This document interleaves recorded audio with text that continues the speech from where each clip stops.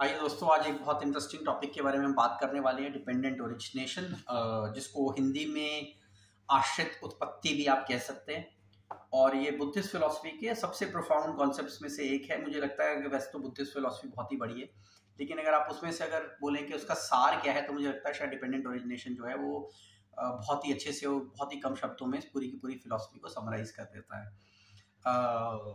अब मूलतः ये जो फिलॉसफी है ये इस बात के ऊपर है कि हमारे जो जीवन में जितने दुख हैं, जो एजिंग हो रही है, डेथ हो रही है, उससे रिलेटेड जो भी हमारे पेन है, वो सारी की सारी पेन का बेसिक जो रूट कॉज है वो क्या है। और उसी के ऊपर ये पूरा का पूरा जो लीनेज है उसको डिस्क्राइब किया गया है कि क्यों हमें दुख होता है, और ये पूरी की पूरी जो जरा मरण की जो पूरी की पूरी प्रक्रिया है ये किस तरीके से स्टेप बाय स्टेप इवॉल्व होती है और किस तरीके से ये प्ले आउट होती है हमारी लाइफ में। अब अगर आप कुछ कॉन्सेप्ट्स में क्लैरिफाई कर दूँ यहाँ पे, जब वर्ड कॉन्शियसनेस का अगर मैं इस्तेमाल करूँगा, तो कॉन्शियसनेस को बुद्धिज्म में, हालांकि बहुत हद तक हिंदुइज्म में भी एब्सोल्यूट के और इसको समानांतर नहीं माना गया है।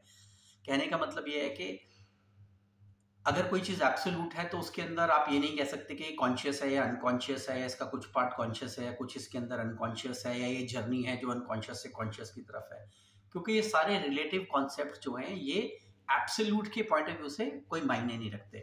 तो जब आप डिपेंडेंट ओरिजिनेशन में कॉन्शियसनेस की बात करते हैं तो वो एक स्टेज है जिसमें वो बात करें कि आपकी जो कॉन्शियसनेस है वो कुल मिलाकर के आपका जो कॉन्शियसनेस है वो उसी की वजह से आपका जो एग्जिस्टेंस है फिजिकल वो है।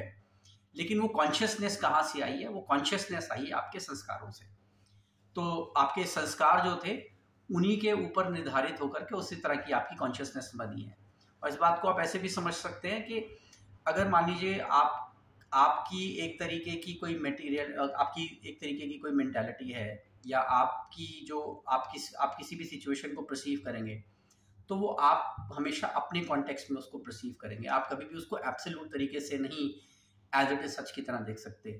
जिस तरह की आपकी प्री कंडीशन है, आप उसी तरीके से उस सिचुएशन को या उस बात को या उस एक्सपीरियंस को, एक्सप्रेशन को समझने की कोशिश करते हैं। तो डिपेंडेंट ओरिजिनेशन जो है वो कुल मिलाकर के इसके अगर जो जर्नी है दैट टॉक्स अबाउट कि एजिंग और डेथ जो है, या जो हमारे पेन है, वो जो है वो स्टेप बाय स्टेप जो है कैसे उत्पन्न होता है और उसकी जो शुरुआत है वो कहाँ से होती है। तो डिपेंडेंट ओरिजिनेशन में इसकी शुरुआत जो है वो होती है इग्नोरेंस से, क्योंकि आपके अंदर कोई ना कोई इग्नोरेंस है, या आपके अंदर जो इग्नोरेंस है उसी की वजह से आपके अंदर संस्कारों की उत्पत्ति होती है। क्योंकि आपके अंदर क्योंकि अगर आपके अंदर इग्नोरेंस नहीं है तो जो चीज़ है आप उसको वैसे ही देखेंगे और आप उसको किसी भी तरीके से अपने आपके संस्कारों के साथ वो नहीं बंधी होगी। तो पहली बात तो यह है कि आपके जो भी संस्कार हैं वो आपकी इग्नोरेंस की वजह से हैं, और क्योंकि आपके संस्कार आपकी इग्नोरेंस की वजह से हैं, तो उन संस्कारों की वजह से ही फिर अब आप कॉन्शियसनेस के डोमेन में आ रहे हैं। तो कॉन्शियसनेस को अगर आप पाली भाषा में अगर देखेंगे तो इसका मतलब जो है विज्ञान होता है, जो कि एक्चुअली विज्ञान है। तो जब यहाँ पे कहा जा रहा है तो आप इसको साइंस नाम की तरह ना ट्रीट करें, लेकिन यहाँ पे हम विज्ञान की जो बात कर रहे हैं, विज्ञान वर्ड का जो इस्तेमाल कर रहे हैं डिपेंडेंट ओरिजिनेशन में, हम कर रहे हैं कॉन्शियसनेस के पॉइंट ऑफ व्यू से या अवेयरनेस के पॉइंट ऑफ व्यू से। तो जो आपके संस्कार हैं उसकी वजह से आपकी कॉन्शियसनेस जो है वो अराइज हुई है।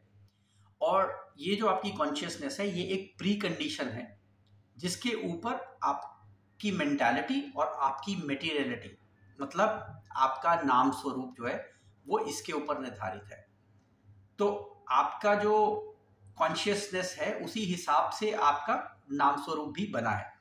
तो अगर आपका जो नाम स्वरूप है, अब अगर आप देखें तो वो बहुत हद तक इस बात से निर्धारित हो रहा है कि वो आपके संस्कार किस तरीके थे और उस हिसाब से आपकी कॉन्शियसनेस कैसे डेवलप हुई, और उसके बेसिस पे आपकी शेप और फॉर्म या आपका जो नाम स्वरूप था वो डेवलप हुआ।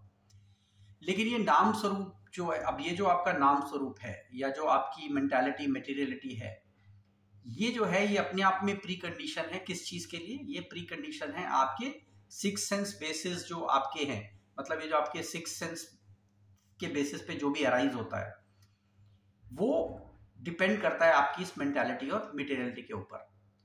तो फॉर एग्जांपल अगर मैं आपको कहूं कि आप वर्ल्ड को किसी एक पर्टिकुलर तरीके से परसीव कर रहे हैं, तो जाहिर सी बात है कि वो आप उसको वैसे नहीं परसीव कर रहे जैसे हर कोई कर रहा होगा।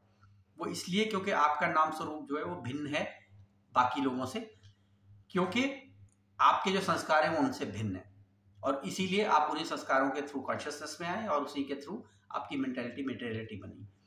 अब आपके ये जो 6 सेंसेस हैं, और यहाँ पे 6 सेंसेस इसलिए भी कहा जा रहा है दोस्तों क्योंकि यहाँ पे 5 तो हमारे सेंसेस हैं जो हम बोलते हैं कि हम सूंघने की क्षमता, सुनने की क्षमता, टेस्ट करने की, टच करने की क्षमता वगैरह वगैरह।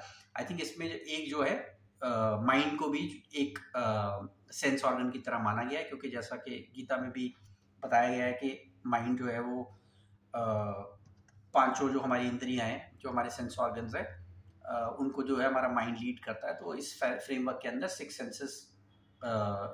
सेंसेस बोले गए हैं, क्योंकि माइंड को उसके अंदर इंक्लूड करके बोला गया है, क्योंकि दैट वही उसका माइंड का प्राइमरी फंक्शन है, ताकि वो उन 6 सेंसेस के थ्रू हम उसको वर्ड को परसीव करते हैं।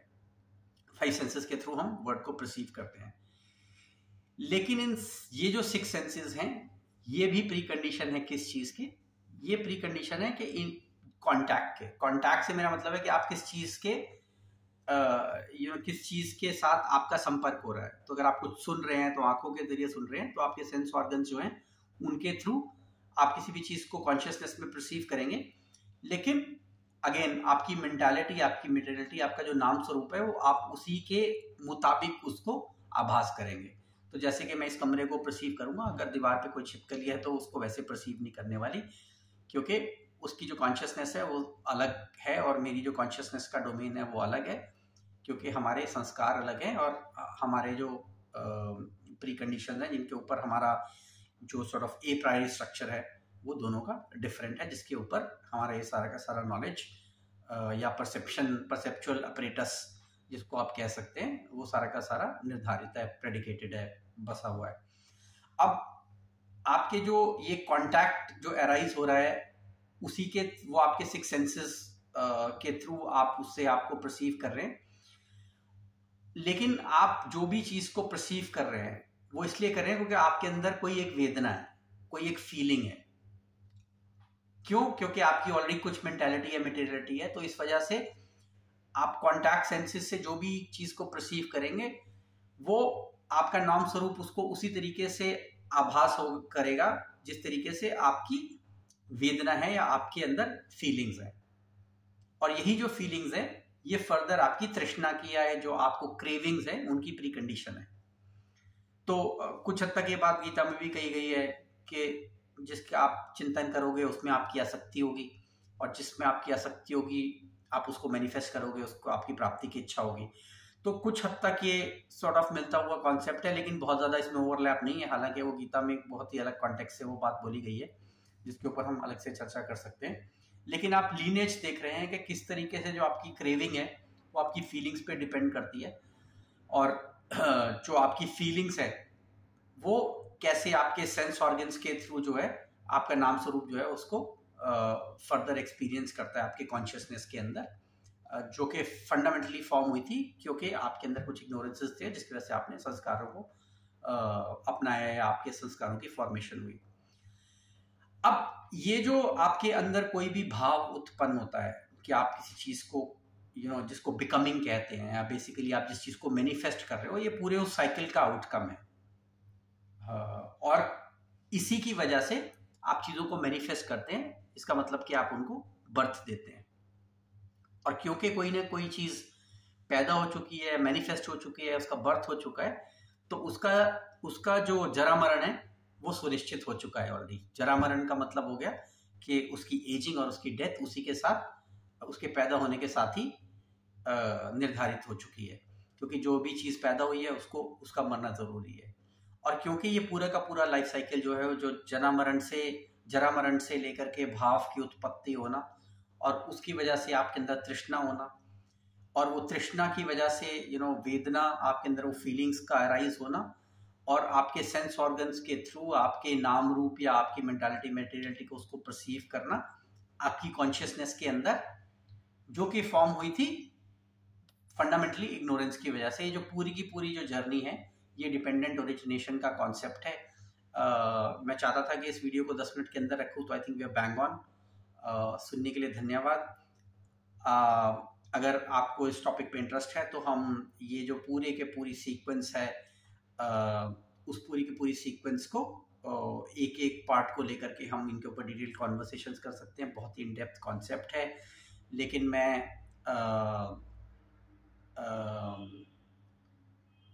अभी के लिए इस वीडियो को यहीं पे समाप्त करता हूँ। Thank you very much, hope you like it.